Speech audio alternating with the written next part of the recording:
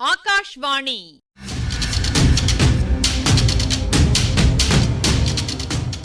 பொன்னியின் செல்வங்கள் வாசிப்பும் ஆய்வும். வாசிப்பவர் ராமசுவாமி சுதர்சன் அவர்கள்.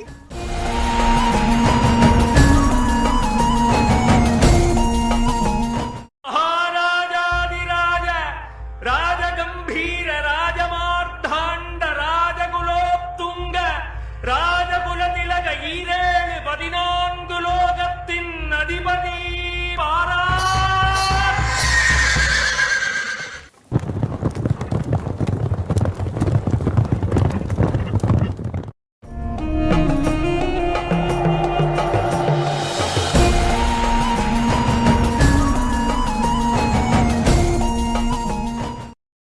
வந்தியத்தேவனுக்கு கப்பலை இயக்கவும் தெரியாது, சரியாக நீந்தவும் முடியாது. அவன் அந்த கப்பலிலே நன்கு தனியாளாக சிக்குண்டு போயிருந்தான். அப்போது புயல் தன்னுடைய வேலையை காட்டத் தொடங்கியிருந்தது. காற்றின் வேகம் அதிகமாகிக் கொண்டிருந்தது. கடலின் கொந்தளிப்பு மிகுதியாகிக் கொண்டிருந்தது. கப்பலின் பாய்மரங்கள் பேய் பிசாசுகளைப் போல பயங்கரமான சப்தமிட்டு கொண்டு ஆடின. இருள் மேலும் மேலும் கரியதாகிக் கொண்டே வந்தது. இருட்டை விட கரியதான இருட்டு எப்படி இருக்க முடியும்? அப்படியும் இருக்க முடியும் என்று தோன்றுகிறது. திடீரென்று வானத்தில் ஒரு மின்னல் தோன்றி ஒரு மூலையிலிருந்து ஒரு மூலை வரை பாய்ந்தது. அதற்கு பிறகு தோன்றிய இருட்டு இருளை விட கரியதாயிருந்தது. மின்னலை தொடர்ந்து இடிமுழக்கம் கேட்டது. கப்பல் அதிர்ந்தது, கடல் அதிர்ந்தது, திசைகள் அதிர்ந்தன. இன்னொரு மின்னல் அடிவானத்தில் இருளை கிழித்து கொண்டு புறப்பட்டது. அது மேலும் மேலும் நீண்டு கப்பும் கிளையும் விட்டு படர்ந்து பற்பல ஒளிக்கோலங்கள் ஆகாசமெங்கும் போட்டு வானையும் கடலையும் ஜோதிமயமாகச் செய்துவிட்டு அடுத்த கணத்தில் அடியோடு மறைந்தது. இடிமுழக்கம் தொடர்ந்தது. அம்மம்மா! அண்ட கடாகங்கள் வெடித்து விடுகின்றன என்பதில் சந்தேகமில்லை. மேலும் மின்னல்கள், இடிமுழக்கங்கள். இன்னும் வானம் பிளக்கவில்லையே! இது என்ன அதிசயம் என்று வந்தியத்தேவன் எண்ணமிட்டானோ இல்லையோ, அந்த கணமே ஆகாசம் வெடித்துப் பிளந்தது. வெடித்த பிளப்பின் வழியாக பிரளய வெள்ளம் பொழிந்தது. ஆம் ஆம், அதை மழை என்றே சொல்வதற்கில்லை. வானவெளியில் ஒரு கடல் குமுறிக் கொண்டிருந்தது. அது திடீரென்று தோன்றிய பிளவின் வழியாக கொட்டுவது போலவே இருந்தது. கடல் அலைகள் ஆவேச தாண்டவமாடின. மின்னல் வெளிச்சத்தில் கண்ணு கெட்டிய தூரம் ஆடும் மலைச்சிகரங்கள் காட்சியளித்தன. காற்றின் கும்மாளம் உச்சத்தை அடைந்தது. ஆடும் மலைச்சிகரங்களை அப்படியே பெயர்த்தெடுத்து வாயு பகவான் வானவெளியில் விசிறி எறிந்து விளையாடினார். வந்தியத்தேவனுடைய கப்பல் மீதும் அந்த நீர்மலைகளில் சில வந்து மோதின. மேலே இருந்து மழை வெள்ளம் தொபு தொபுவென்று கொட்டியது. நாலா பக்கத்திலிருந்தும் மலைகள் வந்து மோதி தாக்கின. விரித்த பாய்மரங்கள் மீது சுழற்காற்று தாக்கிப் படுத்திய பாட்டை சொல்லி முடியாது. இவ்வளவையும் பொறுத்து கொண்டு அந்த சோழ நாட்டு தச்சர்கள் கட்டிய அதிசய மரக்கலம் சுழன்று சுழன்று வந்து கொண்டிருந்தது. ஆனால் எவ்வளவு நேரம்தான் சுழன்று கொண்டிருக்க முடியும்? எவ்வளவு நேரம்தான் அந்த மாபெரும் பூதங்களின் தாக்குதலை கப்பலினால் சமாளிக்க முடியும்? முடியாது, முடியவே முடியாது. இந்த வினாடியோ அடுத்த வினாடியோ கப்பல் முழுக வேண்டியதுதான். அத்துடன் வந்தியத்தேவனும் முழுக வேண்டியதுதான். என்றாலும் அந்த எண்ணம் அவனுக்கு இப்போது சோர்வை அளிக்கவில்லை. அப்படி தனக்கு நேரப்போகும் மரணம் ஓர் அற்புதமான மரணம் என்று கருதினான். எழும்பி குதித்த அலைகளைப் போல அவன் உள்ளமும் குதூகல தாண்டவம் ஆடத் தொடங்கியது. காற்றின் பேரிரைச்சல், அலைகளின் பேரொலி, இடிகளின் பெருமுழக்கம் இவற்றுடனே வந்தியத்தேவனுடைய குரலும் சேர்ந்தது. என்று வாய்விட்டுச் சிரித்தான். அந்த காட்சியெல்லாம் நன்றாக பார்க்க வேண்டும் என்பதற்காகவே அவன் முன்ஜாக்கிரதையுடன் பாய்மரத்தின் அடித்தண்டுடன் சேர்த்து தன்னை கட்டி கொண்டிருந்தான். கப்பல் சுழன்றபோது பாய்மரமும் சுழன்றது, வந்தியத்தேவனும் சுழன்றான். இப்படி எத்தனை நேரம் கப்பலும் பாய்மரமும் வந்தியத்தேவனும் சுழன்று கொண்டிருந்தார்கள் என்று தெரியாது. பல யுகங்களாகவும் இருக்கலாம், சில வினாடிகளாகவும் இருக்கலாம். காலதேச வர்த்தமான உணர்ச்சிகளையெல்லாம் கடந்த அமர நிலையை வந்தியத்தேவன் அப்போது அடைந்திருந்தான். காற்றின் வேகம் சிறிது குறைவது போல தோன்றியது. பிரளயமாக கொட்டிய மழை நின்றுவிட்டது. சிறு தூறல்கள் போட்டு கொண்டிருந்தன. மின்னலும் இடியும் நின்றுவிட்டது போல தோன்றியது. கடல் கன்னங்கரிய இருள் பிழம்பாகத் தோன்றியது. வந்தியத்தேவன் சிறிது நேரத்திற்கு முன்னால் மின்னல்களின் ஒளிவீச்சை தாங்க முடியாமல் கண்களை மூடிக்கொண்டிருந்தான். இடிகளின் பெருமுழக்கத்தை கேட்க முடியாமல் காதுகளை தன் கைகளினால் இறுக்கி பொத்திக் கொண்டிருந்தான். இப்போது கண்ணை திறந்து பார்த்தான். கைகளை அகற்றி காதுகளை திறந்து விட்டான். ஆஹா, இவ்வளவு பெரிய சுழிக்காற்று விபத்திலிருந்து நான் தப்பித்துக் கொண்டேனா? கடவுள் காப்பாற்றி விட்டாரா? மீண்டும் பழையாறை அரசகுமாரியை இந்த ஜென்மத்தில் காணப்போகிறேனா? இளவரசரை சந்தித்து அளவலாவப் போகிறேனா? ஆஹா, ஆஹா, அதற்குள் அவசரப்படக்கூடாது. இந்த கப்பல் இப்போது எங்கே இருக்கிறதோ? யார் கண்டது? இது பத்திரமாய் கரை சேரும் என்று எப்படி சொல்ல முடியும்? கப்பல் தப்பினாலும் நான் உயிரோடு தப்பி கரையேறுவேன் என்பது என்ன நிச்சயம்? இன்னும் எத்தனை எத்தனை அபாயங்கள் இருக்கின்றனவோ? வந்தியத்தேவனுடைய மனத்தில் இந்த கேள்வி எழுந்ததும் அதற்கு பதில் சொல்வது போல வானத்தை கீறிக்கொண்டு ஒரு மின்னல் மின்னியது. அதன் பிரகாசம் அவன் கண்ணெதிரே கொண்டு வந்து நிறுத்தியது போல இருந்தது. இருட்டிலாவது கொஞ்சம் பார்க்கலாம். அந்த பயங்கர பிரகாசத்தில் ஒன்றுமே பார்க்க முடியவில்லை. தன் கண்களையே அந்த மின்னல் பறித்து விட்டதோ என்று வந்தியத்தேவன் அஞ்சினான். எரிச்சல் எடுத்த கணத்திலேயே அவன் செவிகளுக்கும் ஆபத்து வந்துவிட்டது. எத்தனையோ இடிமுழக்கங்களை வந்தியத்தேவன் முன்னம் கேட்டிருக்கின்றான். இன்றைக்கும் எத்தனையோ கேட்டான். ஆனால் இப்போது இடித்த இடியைப் போல அது இடியா? இந்திரனுடைய வஜ்ராயுதம் அவனுடைய காதின் வழியாக பிரவேசித்து மண்டைக்குள்ளேயே நுழைந்து தாக்கியது போல இருந்தது. சற்று நேரம் வந்தியத்தேவன் கண்களையும் திறக்க முடியவில்லை. காதிலோ ஒய் என்ற சப்தம் கேட்டுக்கொண்டே இருந்தது. மூடியிருந்த கண்கள் ஏதோ சமீபத்தில் தலைக்கு மேலே புதிய வெளிச்சம் பரவி இருப்பதை உணர்ந்தான். காதிலும் ஒய் சத்தத்துக்கு மத்தியில் வேறொரு வினோத சப்தம் கேட்டது.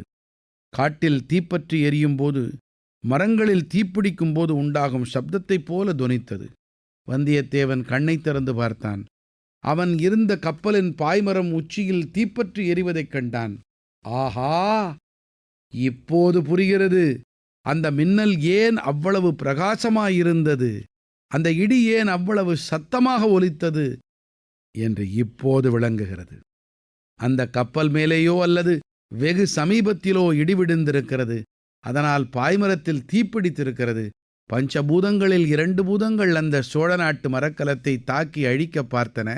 நீரும் காற்றும் தோல்வியுற்றன. வருணனும் வாயுவும் சாதிக்க முடியாத காரியத்தை சாதிக்க இப்போது அக்னி பகவான் தோன்றியிருக்கிறார்.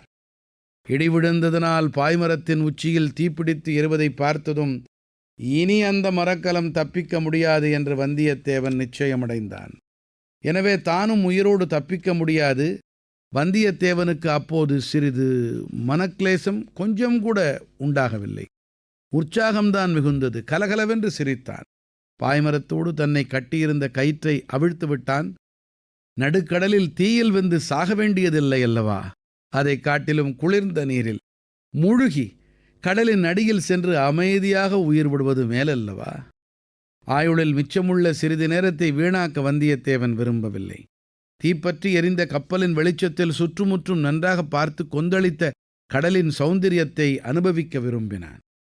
தன் உடல் சமாதி அடையப் போகும் இடத்தை நன்றாக பார்த்து கொள்வது நல்லதல்லவா?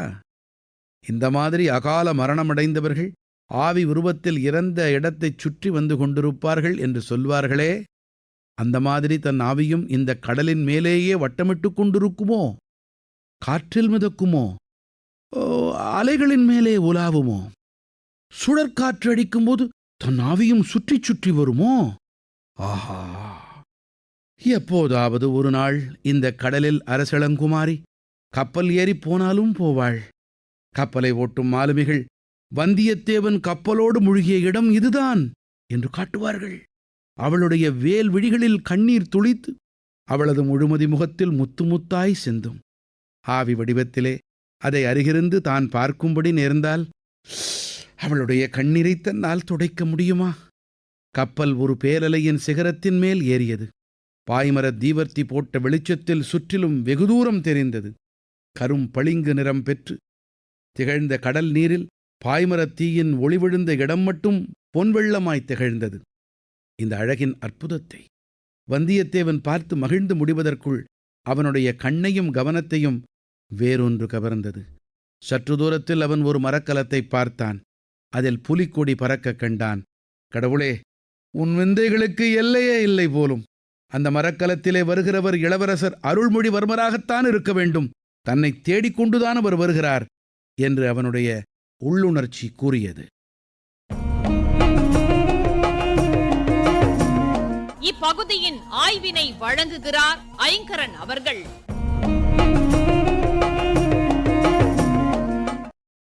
புயலுக்கு முந்தியும் பிந்தியும் அமைதி பத்தி வந்தியத்தேவன் கேள்விப்பட்டிருப்பான். தரையில இருந்த வரைக்கும் இதை கவனிச்சிருக்க மாட்டான். இப்ப நடுக்கடல்ல ஒரு கப்பல்ல, அதுவும் தன்னந்தனியா, காற்றின் ஓசை பேரிரைச்சலா மாறிட்டது. கப்பல் ஒரு திசையா நகராம சுழன்று சுழன்று வருது. ஓ, சுழிக்காற்று! இந்த பயங்கர அனுபவம் தனக்கு ஏற்படும்னு கற்பனையில கூட நினைச்சிருக்க மாட்டான். இந்த கட்டத்துல சுழற்காற்று உருவாகும் விதத்தை பார்க்கலாமா? கடல் நீரின் மேற்பரப்பு வெப்பநிலை 26 டிகிரி செல்சியஸுக்கும், அதாவது 79 டிகிரி ஃபாரன்ஹீட்டுக்கும் கூடுதலா போயிட்டா வெப்பக்காற்று மேலே ஏறும். அந்த பகுதியில குறைந்த காற்றழுத்தம் ஏற்படும். சுத்தி இருக்கிற குளிர்காற்று இந்த பகுதியை நோக்கி பாயும். பூமியின் சுழற்சியினால இந்த காற்றும் சுழன்று காற்றழுத்த தாழ்வு மண்டலமா மாறும். காற்றின் வேகம் அதிகமாகும் போது இந்த காற்றழுத்த தாழ்வு மண்டலம் வலுவாகி புயலா மாறிடும். வங்கக்கடல்ல இப்படி உருவாகிற புயல் பெரும்பாலும் மேற்கு வடமேற்கு திசையில் நகர்ந்து நிலப்பகுதியை அடையும். குறிப்பா அக்டோபர் 18 டிசம்பர் 15 வரை, அதாவது ஐப்பசி மாத தொடக்கத்திலிருந்து கார்த்திகை நிறைவு வரை கடும் புயலுக்கு அதிக வாய்ப்புண்டு. சரி, ரொம்ப நெருக்கடியான நிலையிலையும் வல்லவரையனை மகிழ்விச்ச பனிக்கட்டி மழை, அதாவது ஆலங்கட்டி மழை எப்படி கீழே இறங்குதுன்னு பார்ப்போம்.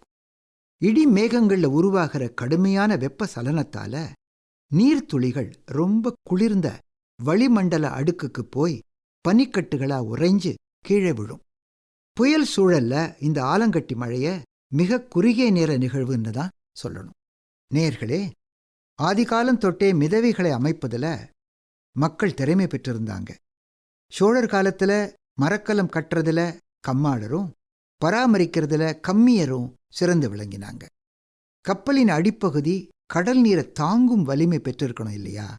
அதனால தேக்கு மரத்தாலையும் இரும்பு மரம்னு குறிப்பிடப்படும் அஞ்சன மரம், அதாவது ஆச்சா மரத்தாலையும் அமைச்சாங்க. துருப்பிடிக்கும் இரும்பு ஆணிகளை தவிர்த்து நீடிச்சு நிற்கும் மர ஆப்புகளை பயன்படுத்தினாங்க. கம்மியரின் தனித்திறமை மரப்பலகைகளை ஒன்னா இணைச்சு இடையில தேங்காய் நாரையும் பிசினியும் கொண்டு தைப்பது. பாறைகள் மீது கப்பல் மோதிட்டாலும் அதன் முன்பகுதியை அப்படியே கழட்டி விட்டுடலாம். இந்த தொழில்நுட்பத்தின் முன்னோடி தமிழகம்தான்.